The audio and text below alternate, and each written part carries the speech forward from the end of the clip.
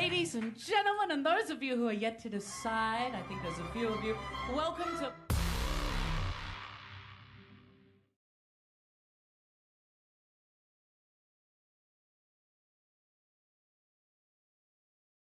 RuPaul said it best. You're born naked and the rest is drag. If you're a doctor and you put your scrubs on, that's drag. Anything that you do throughout your day to define who you are is drag. Drag is an expression for me. It is an art for me. It just allows me to use voice and performance and costume. As a drag queen, you can do whatever you want. I love to go out in drag because you can make an entrance. And you can go up to the cutest boy in the club and grab him by the crotch, which I would never dream of doing if I were not in drag. So drag queens can get away with murder. There are so many different types of drag queens. There are glamour queens, comedy queens, butch queens. You have this opportunity to express yourself, even though you're standing there in a big old wig and 5 pounds of makeup. It's not TV, I can hear you. Okay, so we have... You get to really be who you are. You get to let all of it out, and people are there. Drag to me is an outlet. It's liberating. It gives me confidence to become a different person, to, use my talents in different ways, such as singing and acting and putting on a character and having that power in a sense that you don't so much have as a gay guy, especially within the gay community where it's so judgmental. They kind of respect drag queens a little differently than they would with a twink. You know what I mean? Like, for an example, like, I can get away with smacking a guy's ass when I'm in 7-inch heels and a huge wig and a leotard, versus me like this being like, hey, what's up, handsome, and like smacking them in the ass. They'd be like, who the fuck is this twink? So there's just a black and white example, but in depth, drag in a way I feel saved me. It gives me a chance to feel liberated, to feel confident. I'm not the most confident person as a boy, which is why I think it's funny when people call me an egomaniac, when people say that I'm narcissistic. That is part of my drag character. Adore Delano, exaggerates everything that Danny doesn't have. Category is Butch Queen, first time in drags at a ball. You know what I mean. You know what Paris means. Exactly. Butch Queen. Butch Queen. Butch Queen. Butch Queen. First time in drags at a ball. That's what I want up in here. For those little flaws like that, that's because that's a part of shade. That's the idea. Knock them out if you can. Get them anyway. You hit them below the belt.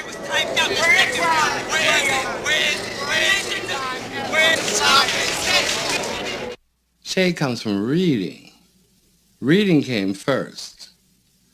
Reading is the real art form of insult. Now you want to talk about reading? Let's talk about reading. What is wrong with you, Pedro? Are you going through it? You're going through some kind of psychological change in your life? She went back to be a man. Oh, you went back to being a man. Touch this skin, darling. Touch this skin, honey. Touch all of this skin. Okay? You just can't take it. You're just an overgrown orangutan. You get in a smart crack and everyone laughs and kikis because you found a flaw and exaggerated it, then you've got a good read going.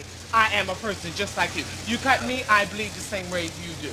I bleed the same color. If it's happening between the gay world and the straight world, it's not really a read, it's more of an insult, a vicious slur fight. See, there go my sister right there. She don't even want to admit that she my sister. She a bulldagger. But it's how they develop a sense of how to read. That's my husband right there. And that's my girlfriend right there. They may call you a faggot or a drag queen. You find something to call them. But then when you are all of the same thing, then you have to go to the fine point. In other words, if I'm a black queen and you're a black queen, we can't call each other black queens because we're both black queens. That's not a read, that's just a fact. So then we talk about your ridiculous shape, your saggy face, your tacky clothes. Let me see what you are. Let's see. No paint. Oh, yes, it's no paint. motherfucking paint, It's girl. paint. What? She wears more makeup than my mother. Then reading became a developed form where it became shade. Shade is, I don't tell you you're ugly, but I don't have to tell you because you know you're ugly. And that's shade. A house, let's see if we can put it down sharply. They're families. You can say that, they're families. For a lot of children who don't have families. But this is the new meaning of family.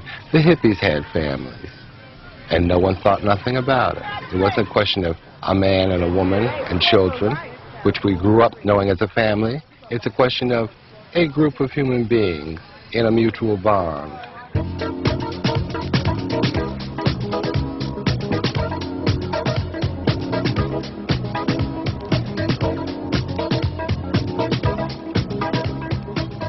You know what a house is.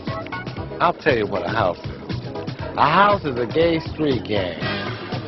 Now, where street gangs get their rewards from street fights. A gay house street fights at a ball. And you street fight at a ball by walking in the catacombs.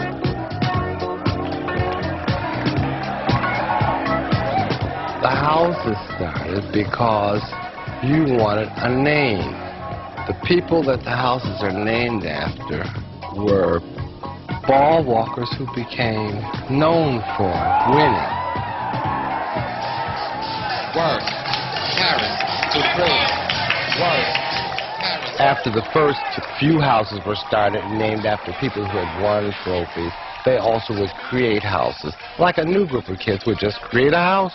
Then they'd work at building its name up, which worked. The House of Extravaganza, the House of Saint Laurent. Ovenes, Pendarvis, Adonis. Lame. Pendarvis. Saint Laurent, of course. Dupree. They treat each other like sisters and sisters, or brothers, or mothers, or, you know, like I say, oh, that's my sister, because she's gay too, now I'm gay, and she's a drag queen or whatever. My name is Chad Michaels. I'm 40 years old. Chad Michaels is first and foremost a celebrity impersonator. That's my passion. Cher has been what I'm most well known for. I really do my best to impersonate her with reality. I've been there, done that. I spread La Mer on my toast in the morning, all right? You know, I'm Cher, bitch. Yes, you are.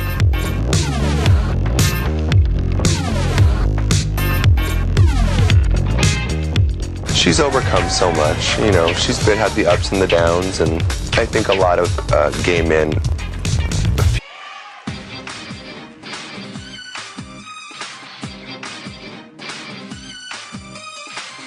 Baby, can't you see?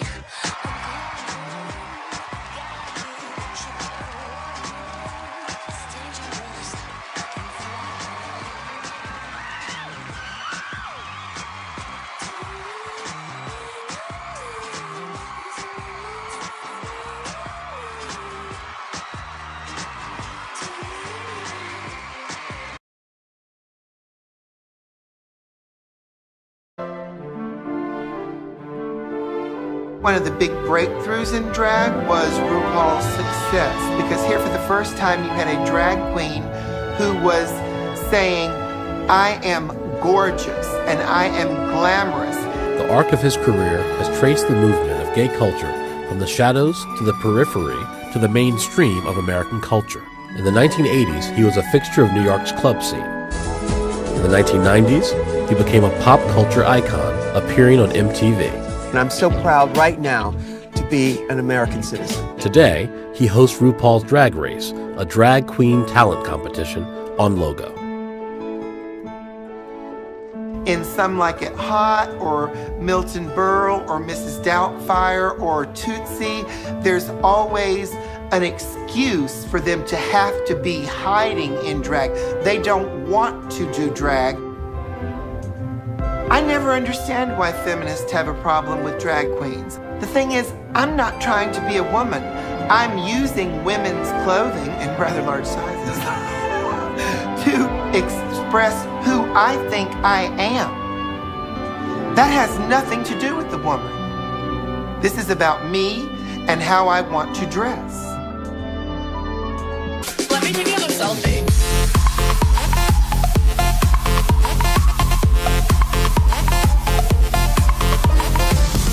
Hey, yo, hold it! Hey, yo, you trying to look at my bumps? I got a fever, an inclination. That's what I got. You turn the heat on me. Some like it hot. There's a very long history of cross-dressing. Look what we started, a revolution. Take another shot. We like the way it burns. Some like it hot. I'm from that old school. I play it real cool. Cooler than the ice on my dream or something. Still cold, but I like it hot. No one fucks with me and gets away with it.